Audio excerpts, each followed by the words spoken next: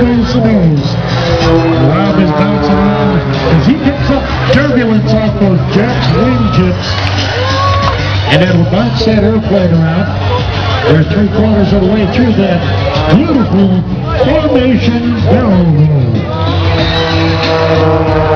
Out here on the right side, they'll set themselves up for the formation 1/2 Cuban 8 maneuver,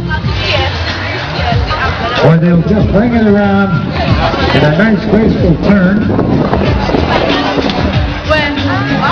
Keep your eyes on the aircraft.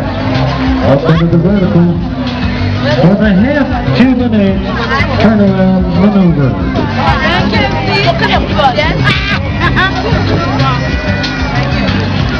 All right, ladies and gentlemen, look at them as they go. And you notice that Rob rolls underneath him as Jack rolls right side up. They'll approach Airshow Center and at a speed of about 200 miles an hour. They'll call it Cool now. There's the call for Cool at Airshow Center. Continuing up the jockey on the throttle. It's going to full throttle on the aircraft. And Jackie's got his back down just below. Ladies and gentlemen, the formation.